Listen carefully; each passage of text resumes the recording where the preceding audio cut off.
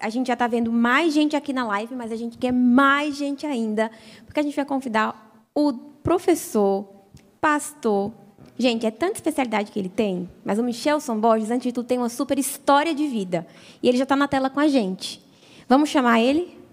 Vamos lá? Michelson Borges já está aí com a gente. O pastor Michelson Borges, ele vai falar um pouco hoje sobre a sua história.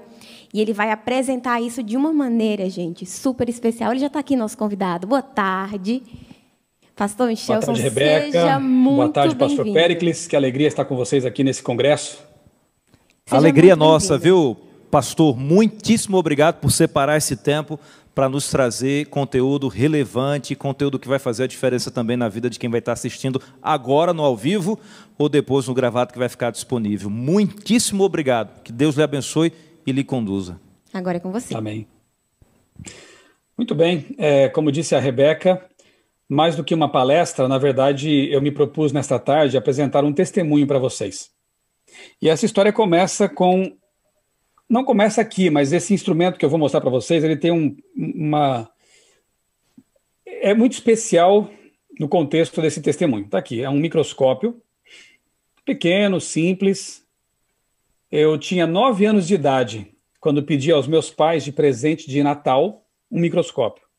E aí veio numa caixinha com um jogo de lâminas e tudo mais. Eu me diverti muito com esse instrumento aqui, observando formiguinhas, fio de cabelo, ampliando até 400 vezes aquilo que era colocado aqui na lâmina. Ele não funciona mais, já está bem danificado. Eu tenho outro agora mais novo, moderno, mas esse aqui é muito significativo para mim. Tanto é que os que acompanham o meu canal e as minhas lives percebem que ele sempre está ali atrás, junto com aquele fóssil lá no fundo, porque realmente é uma lembrança da minha infância e do quanto eu sempre fui apaixonado pela boa ciência. Na verdade, eu cresci num lar darwinista. Daqui a pouco eu vou falar mais detalhes aí, vou mostrar algumas fotos. Meu pai tinha uma coleção de livros de ciências, uma coleção científica com o título de Ciência Ilustrada, capas pretas, livros muito bonitos, e eu vivia folheando aquela coleção, especialmente um volume que tratava de dinossauros, tema também que sempre me encantou, tanto que eu escrevi um livro para a CPB com o título Terra de Gigantes. Eu me diverti muito escrevendo esse livro. Aliás, antes que eu me esqueça, deixa eu mostrar aqui já para vocês alguns livros que eu já produzi pela CPB, cpb.com.br. Esse aqui é o História da Vida, um livro em que eu alistei aqui os principais argumentos que me convenceram, me tornaram um criacionista. Tem também esse aqui, que é o A Descoberta, é uma ficção científica, e especialmente adolescentes e jovens, eu recomendo fortemente essa leitura. É uma história bem interessante, tem uma trama, tem personagens. São os argumentos deste livro aqui colocados numa trama neste aqui, o A Descoberta. Tem outros também, mas enfim. Nem sempre foi assim, né? Eu era darwinista, leitor de autores como, por exemplo, tenho aqui até hoje guardado comigo este livro aqui, Cosmos, de Carl Sagan. Com 15 anos eu comprei esse livro aqui num sebo e eu fui grandemente impactado, impressionado por este livro e por esse autor. Depois eu procurei outros livros dele. É um famoso astrônomo norte-americano, divulgador de ciência, sempre eu admirei muito, Carl Sagan. Outro autor também que influenciou grandemente a minha adolescência e juventude foi esse aqui, Stephen Hawking. O livro Uma Breve História do Tempo. Essa aqui é a primeira edição em português, está bem surradinha já também. Eu li com 15 anos. E o detalhe é que eu me senti bastante frustrado, porque na introdução o autor fala assim, esse livro foi escrito para leigos, e eu entendi pouco naquela época e me senti muito frustrado, mas também motivado a aprender mais e estudar mais para entender o que o Stephen Hawking queria dizer com buracos negros, branas, dimensões e coisas assim. Fantástico, né? Tanto é que eu tenho até uma moedinha aqui, deixa eu mostrar para vocês, olha aqui. Essa aqui poucos têm, viu? É uma moeda que celebra, reconhece, né? Quando da morte do Hawking, poucos anos atrás, foi feita uma moeda comemorativa, é uma moedinha lá da Inglaterra, né? Aqui atrás tem a efígie da rainha Elizabeth, e na frente a inscrição ali, Stephen Hawking, e o desenho do que seria assim, um buraco negro, né? Então vocês veem que eu sempre fui realmente aficionado por esses temas, ciência, astronomia, biologia, origem do universo, cosmologia. E com 15 anos também, eu escrevi meu primeiro livro. Eu costumo dizer que, graças a Deus, nunca foi publicado, porque além de muito ruim, ele não expressa mais a forma que eu tenho, a minha forma de pensar. É um livro totalmente evolucionista.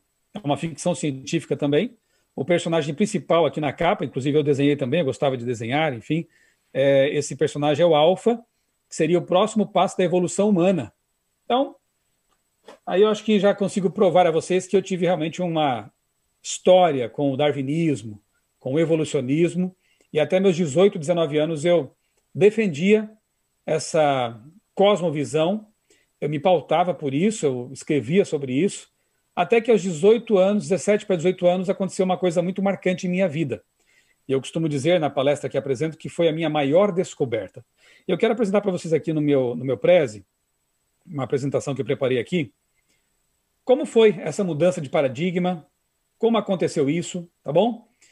E começo por um texto da Bíblia, muito conhecido, João 8,32, você certamente conhece, diz assim: vocês conhecerão a verdade e a verdade os libertará. Esse texto foi muito significativo para mim, na minha experiência de transição, de mudança de cosmovisão. Esse texto me ensina basicamente 3 coisas. Primeiro, que a verdade existe. Ela pode ser encontrada, conhecida. Não precisamos subir as montanhas do Tibete, não precisamos fazer uma meditação transcendental para dentro de nós mesmos, aliás, nem encontraremos nada ali.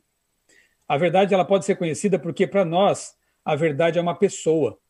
Alguém que disse: eu sou o caminho, a verdade e a vida. E uma vez que você conheça essa verdade, ela liberta você dos enganos, da falta de sentido para a vida. Ela preenche aquele vazio que Salomão descreve como sendo algo que Deus criou conosco, o anseio pela eternidade. Quando o eterno é encontrado, as peças se encaixam, o quebra-cabeça é concluído. Muito bem. Então aqui está o Michelson ali, o da direita. O da esquerda já vou explicar quem é. Com o microscópio, que eu mostrei para vocês agora há pouco, 9 anos, eu estava ali então, feliz da vida com o meu presente de Natal. Esse da esquerda é o Albert Abraham Michelson. Sim, foi dali que a minha mãe tirou o meu nome.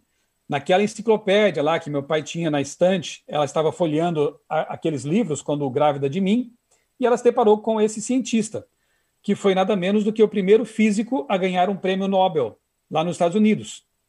O Michelson, essa é a pronúncia correta, minha mãe não sabia, e ela passou a dizer que eu era o Michelson. Então, como é a mãe que dá a pronúncia do nome, a gente tem que aceitar, né? Então, mas o original é Michelson. Ele calculou pela primeira vez a velocidade da luz, 300 mil quilômetros por segundo. Ele provou que uma substância imaginária chamada éter luminífero não existia, simplesmente. Ele desenvolveu lá um equipamento que conseguiu demonstrar, então, derrubar, né, essa ideia que havia na época, que não era realmente científica, era só uma ideia mesmo. Quando eu soube que o meu nome vinha deste cientista, fiquei, obviamente, ainda mais empolgado com a ciência, fiquei, claro, que envaidecido por saber que era o sobrenome, na verdade, né, de um cientista importante, e, posteriormente, ao descobrir que o meu nome, na verdade, significa, né, filho de Michael Son, filho de Michael, ou filho de Miguel, ou, depois eu soube disso, filho de Jesus, eu fiquei ainda mais feliz e disse para minha mãe: mãe, olha, você não podia ser mais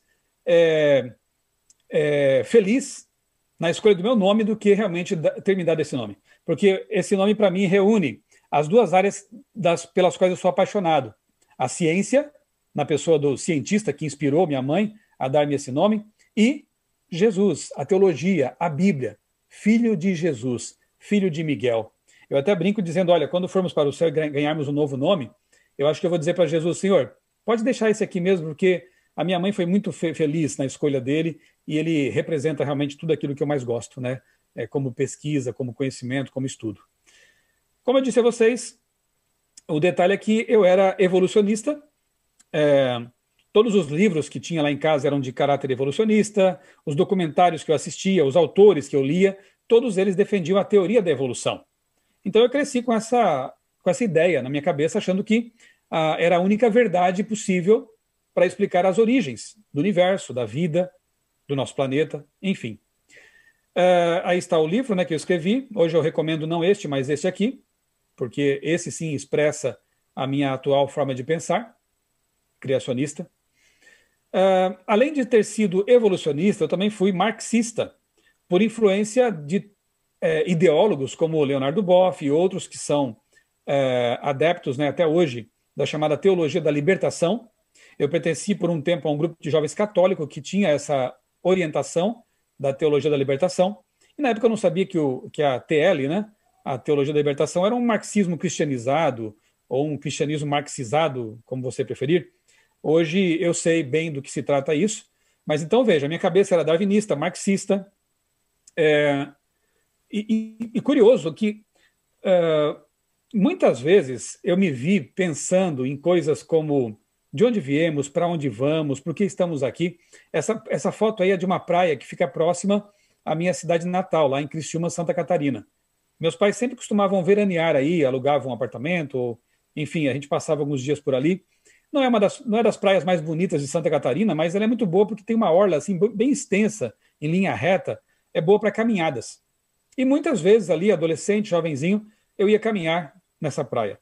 E me lembro que muitas vezes também eu me deitava ali nas areias da praia e ficava na hora do pôr do sol e ficava contemplando ali o surgimento das estrelas no céu. E muitas vezes eu me via ali perguntando, né, de onde veio tudo isso? Qual será o fim do universo, de tudo que a gente conhece? E eu confesso a vocês que a teologia que eu abracei não me dava respostas, era uma teologia política, preocupada só com aqui e agora, não era transcendente. Eu voltava para os meus livros de darwinistas e autores como Sagan e Hawking e outros, eu não encontrava respostas satisfatórias. Porque como eu gostava de estudar sobre astronomia, sobre cosmologia, universo, eu já sabia alguma coisa das leis e constantes que regem tudo isso, que é um ajuste fino tremendo.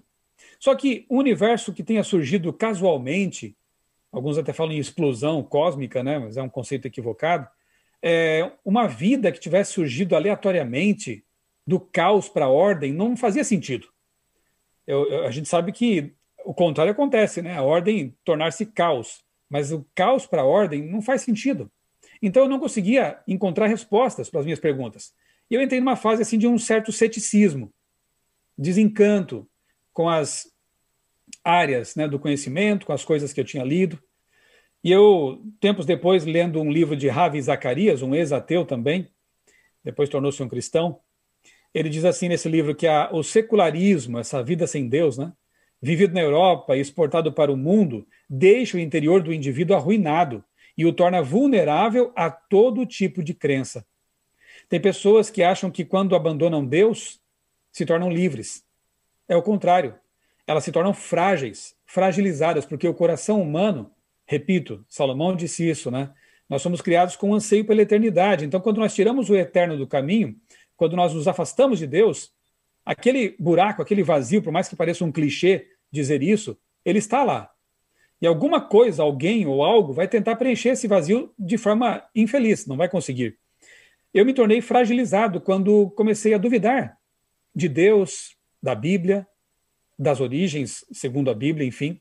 E aí, nesse momento da minha história, eu não sei como foi exatamente, mas eu tive contato com literatura de parapsicologia.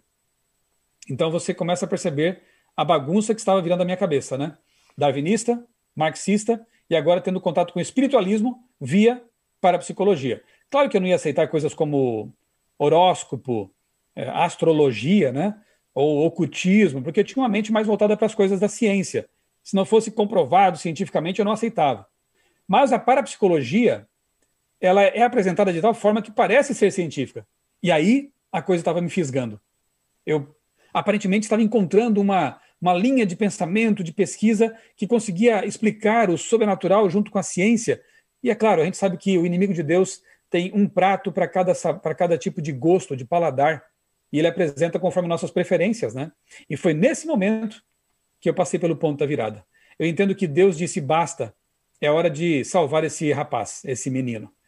Então, no ensino médio, lá em Criciúma, eu me matriculei no curso técnico de Química, porque a minha intenção era seguir avante depois na faculdade, estudando, quem sabe, astronomia, biologia, alguma carreira assim mais de ciências duras, como se diz.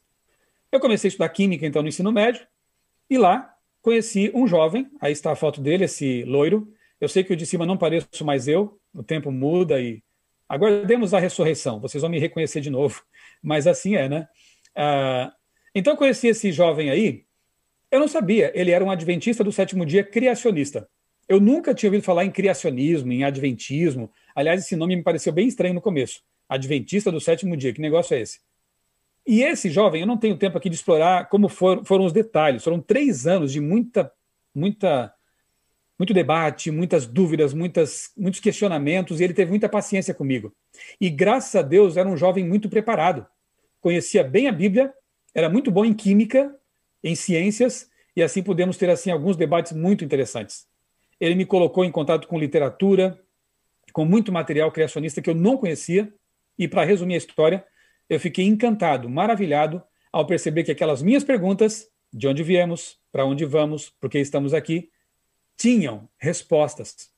E respostas muito consistentes, coerentes, através de um modelo que une bem a boa ciência e a boa teologia. Ele se chama criacionismo. Então, eu confesso a vocês que o meu coração, a minha mente, teve paz. E ali começou uma nova experiência com Deus, com o Criador. Foi realmente uma experiência maravilhosa. Foram 3 anos de muita luta, como eu disse, mas depois de ter lido muita coisa, pesquisado muita coisa, eu realmente me convenci. Deus foi muito bom comigo. Ele me resgatou num momento assim crucial, numa encruzilhada muito perigosa da minha vida. E aqui estou, hoje defendendo com amor, com paixão, o criacionismo, porque eu encontrei realmente um modelo tremendo, fantástico. Bem, eu quero compartilhar agora rapidamente com vocês, espero que seja rápido, porque quando me empolgo a coisa vai embora, mas estão aqui me informando com relação ao tempo. Aqui está a foto do meu batismo, né, 28 de dezembro de 1991, foi um momento muito marcante em minha vida, recomendo a todos que não passaram por essa experiência ainda, que passem, se preparem para isso e passem por isso, é algo realmente muito especial.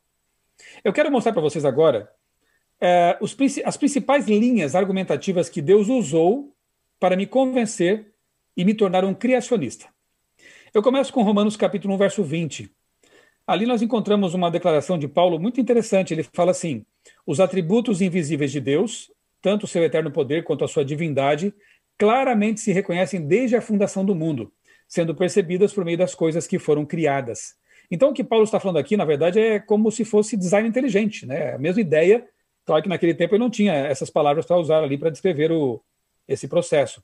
Mas é buscar evidências de um design e, portanto, de um designer na natureza. E eu comecei a fazer essas pesquisas, investigar esse tipo de coisa.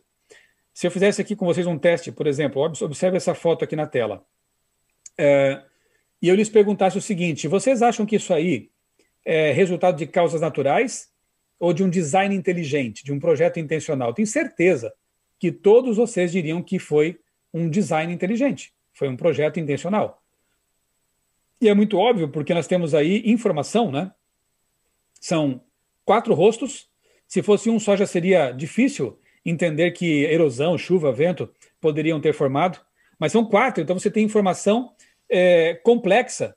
4 rostos. Mas não é só isso, são 4 rostos que existiram. Então você tem informação complexa e específica. Esse tipo de informação não acontece do nada na natureza. Guarde essa informação com você. Poderia usar uma outra ilustração assim bem simples. Imagine que você está caminhando numa praia e você se depara com uma frase ou uma palavra que seja escrita na areia. Você fica observando aquilo e vem ali um surfista brincalhão, piadista e fala assim: amigo, essa frase aí apareceu do nada. Você aceita isso? Eu creio que não também, né? Mas e se ele dissesse: mas foram milhões de anos, a água batendo aí, o vento soprando e organizando as partículas de areia? Eu tenho certeza que você ainda resistiria a essa suposta explicação. Por quê? Mais uma vez, informação complexa sempre depende de uma fonte informante. O pessoal que trabalha com informática aí sabe muito bem disso. E é difícil negar uma realidade como essa, uma verdade como essa. O senso comum mesmo já nos mostra que é assim que funciona. Bem, deixemos esses exemplos banais aí de lado e vamos para algo realmente sério agora. A vida. Como diz meu amigo Marcos Eberlin, vida é coisa de profissional. Eu vou começar por uma criatura bem basiquinha, entre aspas, o básico aqui, né? Porque você vai perceber que não é bem assim. Uma ameba, invisível a olho nu, só que no núcleo dela, segundo um cientista evolucionista chamado Richard Dawkins, um biólogo, no núcleo de uma ameba há tanta informação que daria para preencher 30 volumes de uma enciclopédia. Lembra da antiga Barça? É por aí. Aquela enciclopédia que enche a estante, zipada, encriptada, codificada, colocada aí no núcleo de uma ameba. Então, esqueça essa ideia de que a vida começou de forma simples. Se começou com uma célula, já é ultra complexa. Eu vou até minimizar aqui rapidamente para mostrar para vocês um livro que eu tive que estudar para fazer a minha pós-graduação, terminei recentemente, em Biologia Molecular. Está aqui, ó. Esse foi um dos livros que eu estudei para fazer o meu TCC. São 1.300, quase 1.300 páginas, ok? Só falando sobre a célula, suas funções, do que ela é composta, formada, como funciona. 1.300 páginas para descrever essa maravilha que alguns entendem como sendo uma coisa tão simples, né? A célula. Veja, se nós dermos um salto agora de complexidade, deixamos a ameba para trás, vamos pensar no ser humano agora. Genoma humano. Se fosse impresso como listas telefônicas, o genoma humano formaria uma pilha de livros de cerca de 170 metros de altura, que é mais ou menos a metade do morro lá do Pão de Açúcar. Uma biblioteca gigantesca dentro de você. Você não aceitou, né, que aquela frase na areia pudesse ser fruto do acaso. Mas você aceita que alguém diga para você que uma biblioteca poderia surgir aleatoriamente?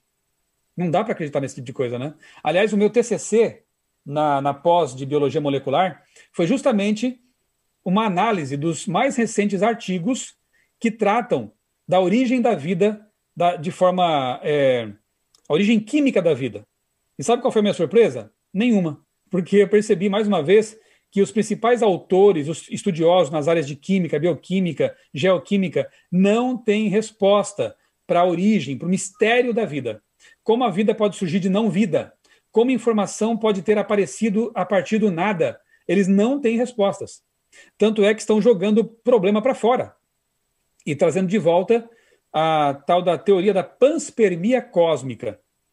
Quem sabe um dia, com mais tempo, eu posso até explicar isso para vocês. Foi também o tema do meu TCC. O retorno da panspermia. É a ideia de que a vida veio do espaço, porque como não conseguimos explicá-la aqui, ela teve que vir de fora. Mas é uma ideia muito inconsistente. Quem sabe um dia a gente pode conversar sobre isso, porque vai longe aqui se fôssemos explicar. Mas é uma admissão honesta de que não é possível explicar a origem da vida aqui na Terra. Não há tempo suficiente nem condições. Isso é muito bom. Pena que a mídia popular, as escolas, nem sempre tragam esse tipo de informação para os seus alunos também, né? Olha que interessante isso aqui também, ó. Pesquisadores da Universidade de Harvard conseguiram armazenar 70 bilhões de cópias de um livro, ou 700 terabytes. Olha a quantidade absurda de informação. 100 bilhões de DVDs. No quê?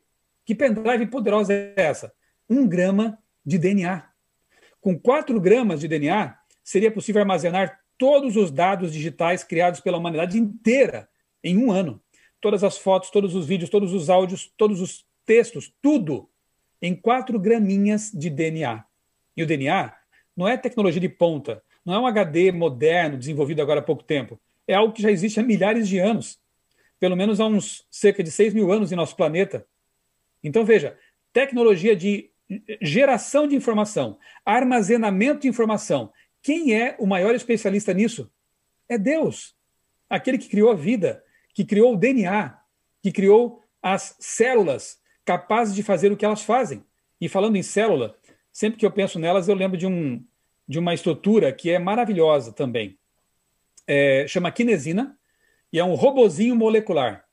Ele literalmente caminha sobre os microtúbulos das células, que são aquelas estruturas que compõem como que o esqueleto ali da célula, que dão sustentação à célula. Essas quinesinas caminham sobre esses microtúbulos, alocando ali coisas como vesículas, levando daqui para lá, de lá para cá, organizando as coisas dentro da célula. Sem as quinesinas, você não conseguiria sobreviver. Agora, eu vou mostrar aqui uma animação para ficar mais claro para vocês. Espero que ela rode aqui. Você vai ver uma quinesina caminhando ali. Olha que coisa mais bonita. Que coisa maravilhosa. Levando uma vesícula nas costas, transportando isso para o local onde deve estar. Aí está. Uma nanomáquina, um nanomotor proteico, ok? Você tem trilhões de células. Cada célula tem milhares de quinesinas. Calcule quantos... É um número astronômico, impossível até de calcular.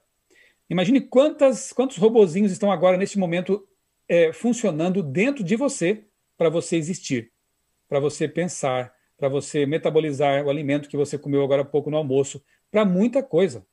São trilhões e trilhões e trilhões de nanomáquinas funcionando agora dentro de você, sem que você gerencie nada, porque é tudo automatizado. Não é incrível? Como falar em acaso? Como eu pude acreditar nessas coisas no passado? Eu não conhecia também essas coisas nesse nível, mas mesmo assim, quando a gente para pensar e vê que o acaso não seria capaz disso, né, nada vem de nada, a gente pensa que realmente é um absurdo, né? Uma outra comparação aqui interessante. 2 de março de 72, por sinal, o dia do meu aniversário, dia que eu nasci. Os americanos lançaram ao espaço uma sonda chamada Pioneer. O propósito dela era fotografar os planetas do sistema solar, enviar informações, e ela cumpriu muito bem a missão dela enquanto funcionou. Agora já está fora do sistema solar, acabou a bateria, e é o primeiro artefato humano que está vagando pelo universo aí, né? Fora já do sistema solar. Muito bem. Aí está uma foto da sonda, né? Da nave, se você quiser chamar assim, que foi lançada ao espaço. E, por sugestão do Carl Sagan, aquele astrônomo do livro Cosmos, né? Que me influenciou bastante em minha adolescência e juventude, por sugestão dele, foi colocada uma placa de ouro nessa nave, com esses desenhos aqui. Olha aí. Tem uma representação ali em cima do átomo de hidrogênio, a localização de 14 pulsares e o sistema solar no pé da página ali, ó, com a Terra sendo representada, lançando a nave Pioneer. Além disso, um casal de humanos. Naquele tempo, o casal humano era só isso aí mesmo, né? Hoje a placa não teria espaço para comportar tantas ideias que surgiram depois. Mas deixa para lá. Essa placa aí reunia apenas 1.271 bits de informação, ok? Certo. Qual você acha que foi a intenção de Carl Sagan em sugerir a colocação dessa placa de ouro lá na nave? Exatamente. Ele cria que houvesse seres inteligentes em outros mundos, outros planetas. Nós também cremos nisso, mas são ideias diferentes, né? Outra hora também, quem sabe, a gente conversa sobre isso. Mas ele cria que houvesse ETs por aí. Se uma raça alienígena inteligente encontrasse essa placa, automaticamente concluiria o quê? Seres inteligentes desenharam isso aí, tem informação, se tem informação, isso aponta para uma fonte informante, ok, essa nave pertenceu a uma civilização inteligente. Óbvio, isso é muito óbvio. Quando vemos informação, deduzimos que há uma fonte informante, até um cientista ateu como Carl Sagan sabe disso. Agora eu pergunto para você, quanta informação há no corpo humano? Quer saber? Uma única célula, calcula-se, tem cerca de 1,5 gigabyte de informação. Você sabe que gigabyte é bilhão de bits. A plaquinha tinha 1.000 e poucos bits. Eu estou falando agora de bilhão de bits. 1,5 gigabyte em cada célula. Se nós multiplicarmos isso por trilhões de células, nós vamos chegar a um número absurdo, que é chamado de 60 zettabytes, que é o número 60, seguido por 21 zeros. Isso aí, amigos, tende ao infinito, é um absurdo. Então, a informação redundante que há dentro do nosso corpo é mais do que astronômica, é absurda. Só para comparar, até o ano passado, toda a informação digital produzida desde que começou a era da informática alcançou a marca de 40 zettabytes. Décadas de produção de conteúdos, de informação, não chegou ainda aos 60 zettabytes que tem no nosso corpo. Aí o que eu não consigo entender é isso aqui, ó. O ser que fez a nave, que desenhou a placa, tem dentro de si 60 zettabytes de informação redundante. A plaquinha tem 1.271 bits. A plaquinha revelaria uma inteligência por trás dela, mas o corpo humano não? Sinceramente, eu não consigo mais entender a inconsistência desse pensamento. Sabem, nós criamos coisas das quais nos maravilhamos. Celulares, iPads, computadores, coisas do tipo, né? Mas não somos capazes, nós não, mas aqueles que negam o criacionismo, né? Não são capazes de se maravilhar por ter criado, por terem condições, capacidade de criar aquelas coisas. E mais, não são capazes de dar glórias àquele que os fez capazes de fazer as coisas que maravilham. Não fique se maravilhando tanto com o celular, olhe-se no espelho e você terá uma noção do que realmente é maravilhoso. Nós somos incomparáveis, tanto do ponto de vista biológico, quanto do ponto de vista, claro, ainda mais espiritual. Nós somos inigualáveis, ok? Esse aqui é o dia do lançamento do Falcon Heavy. Lembram quando o Elon Musk lançou aí o seu foguete, né? É o foguete mais que tem a maior capacidade de carga já inventado. Ele leva ao espaço grandes cargas, né? E a intenção é levar para a estação espacial, né? Equipamentos e até pessoas também. Então esse foguete aí, só que ele não queria colocar, como sempre se faz, um bloco de concreto, né? Os testes são feitos assim, eles levam para o espaço blocos de concreto. Como o Musk é um cara muito marqueteiro, né? O que ele fez? Ele colocou a bordo do foguete, na ponta dele, um carro. Aí está, um Tesla da empresa dele, né? Um Tesla. Eu não jogaria meu carro para o espaço, mas ele é bilionário, não faz diferença, né? Então tá aí o carro, a bordo está um boneco ali que simula um astronauta, colocaram câmeras posicionadas em todos os lados do carro, e lá atrás a Terra plana. Opa, quer dizer, a Terra redonda, né? Um globo lá, mais uma vez, é óbvio isso, né? Então esse carro está rumando agora em direção a Marte, está solto pelo espaço. Foi uma grande jogada de marketing para promover o seu foguete poderoso, né? Um detalhe que poucas pessoas souberam é que a bordo do foguete, também dentro do carro, do Tesla, foi colocada uma plaquinha. Quem mandou colocar a placa foi o próprio Musk, né? Com essa inscrição ali em inglês, ó, Made on Earth by Humans, ou seja, feito na Terra por humanos. O que o Musk tinha na cabeça quando mandou colocar essa placa dentro do carro? A mesma ideia do Carl Sagan com aquela placa de ouro na Pioneer. Ou seja, se algum ET, se algum ser inteligente encontrar isso aí pelo espaço vagando, vai entender que foi feito por alguém inteligente. Só que ele esqueceu que a pessoa teria que ler inglês, né? Mas tudo bem. Digamos que esses ETs consigam decodificar essa língua. Nem precisaria colocar essa frase ali, convenhamos, porque é só você observar um carro, é só você desmontar um carro para perceber que as peças, os sistemas integrados apontam para uma lógica, um design e, portanto, um designer. E ao observar o corpo humano, o que fazemos? A mesmíssima coisa. O corpo humano é cheio de sistemas integrados, sistemas, como diz Michael Behe, sistemas de complexidade irredutível, que somente podem ser resultado de um projeto intencional. Eu poderia ficar aqui horas falando sobre vários desses sistemas maravilhosos. A visão humana, que por sinal fazia Darwin ter calafrios, óbvio, mesmo que Darwin não soubesse nada de bioquímica, biologia molecular, porque na época dele não existiam essas áreas de pesquisa. Mas basta observar um olho humano para perceber as estruturas, as microestruturas ali integradas, para pensar como pode uma câmera com essa capacidade, com essa, né, fantástica assim, ser fruto do acaso. Então ele admite numa de suas cartas que ele tinha calafrios quando pensava nisso. Eu poderia falar sobre o sistema de coagulação sanguínea do coração, que é uma bomba tremendamente eficiente, o cérebro, com suas muitas conexões inigualáveis. Qualquer computador perde feio para o grau de processamento do nosso cérebro. Isso tudo veio de onde?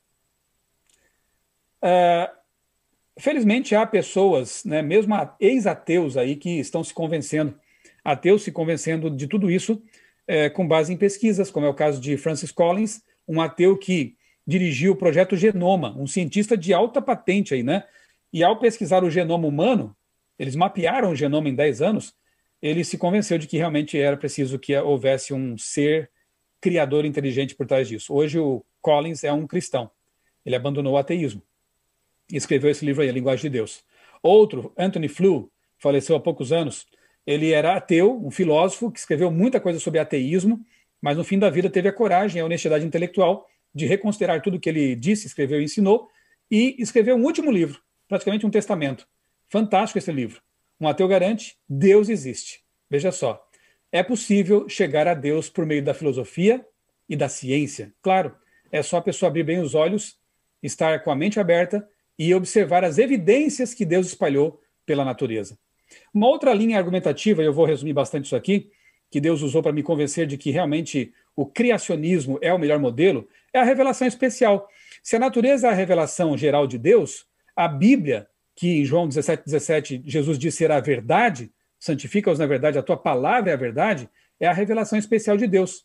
E eu me convenci disso estudando arqueologia, achados arqueológicos fantásticos em meu blog, por exemplo, criacionismo.com.br. Visitem lá, tem boas coisas ali. Tem uma seção chamada arqueologia. E ali eu tenho vários achados arqueológicos documentados, matérias, entrevistas, que mostram que realmente o pano de fundo histórico da Bíblia é totalmente confiável. Não precisamos duvidar da veracidade da palavra de Deus. As profecias cumpridas à risca na Bíblia também são uma evidência de que ela é a palavra inspirada de Deus, como é o caso de Daniel 2, quando eu estudei pela primeira vez eu fiquei maravilhado, como é o caso, por exemplo, da profecia lá com relação a Tiro, né? No capítulo 26 de Ezequiel, o profeta diz que ela seria devastada, mas na época era uma capital poderosa, parte dela ficava numa ilha inexpugnável, achavam que era impossível acontecer o que o profeta disse. Detalhe é que 16 anos depois, Nabucodonosor foi lá, quebrou um bom pedaço dessa cidade, na parte continental, mas a ilha permaneceu lá, intocada. Até que 200 anos depois, Alexandre o Grande foi lá e devastou tudo. Detalhe, a profecia de Ezequiel dizia que a cidade não só seria destruída, como as pedras seriam lançadas ao mar e pescadores secariam suas redes sobre essas pedras.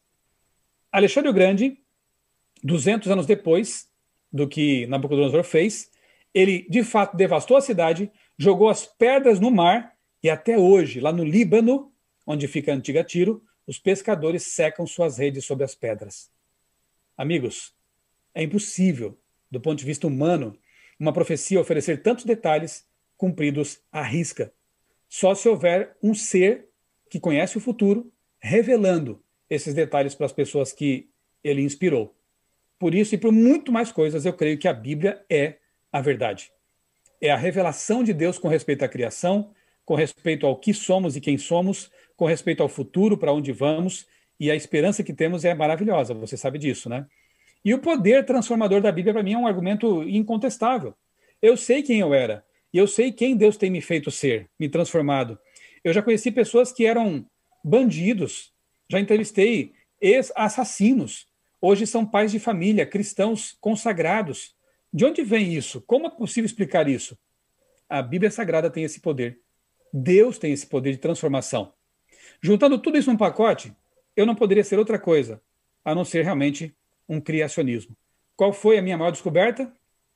A minha maior descoberta foi saber que eu fui criado com um propósito. Apocalipse 14, 6 e 7 foi um texto que realmente me causou grande impacto quando eu li pela primeira vez. Lá é dito assim: temei a Deus e dai-lhe glória, pois é chegada a hora do seu juízo. E adorai aquele que fez o céu, a terra, o mar e as fontes das águas. Adorai aquele que fez.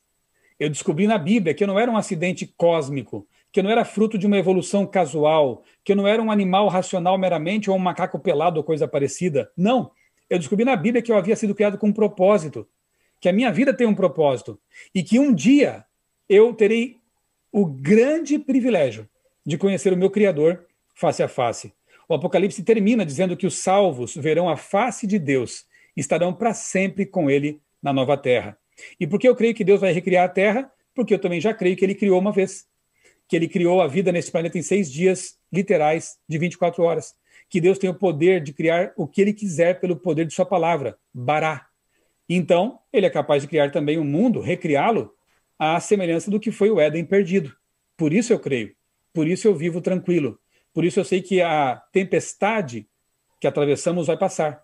Porque o meu Deus é o Criador do universo. Foi maravilhoso saber que eu havia sido criado com um propósito. Espero que você creia nisso também. A vida toma outro rumo, outro sentido. Muito obrigado. Muito obrigada, pastor Michelson, por a sua participação. Eu queria só ler alguns comentários que vieram aqui no YouTube, tá? Enquanto você falava. O Cosme Peixoto, admiro muito o pastor Michelson Borges, a vida dele tem me inspirado e motivado. A Jaqueline Mariano, Deus é maravilhoso em tudo que faz. A Renata Cunha, Michelson, sua história é demais. Deus é mesmo criador de tudo e de todos. Vamos ver mais aqui. O Eric Lucas, fantástico. A Maria de Jesus, muito bom. O Will Campos, muita informação maravilhosa. E mais um aqui do Cosme. A verdadeira ciência não consegue negar a Deus. O Criador pode ser percebido em toda a criação. Tem muitos outros comentários, mas esses aqui foram alguns dos que eu destaquei.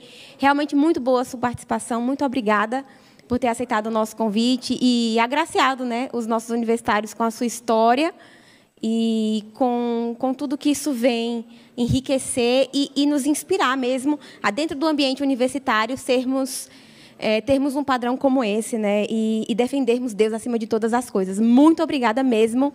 Esse foi o nosso palestrante dessa tarde, o professor Michelson, que é jornalista, que é hoje editor na Casa Publicadora Brasileira, é pastor e também tem especializações nessa área da ciência. Muito obrigada por sua participação.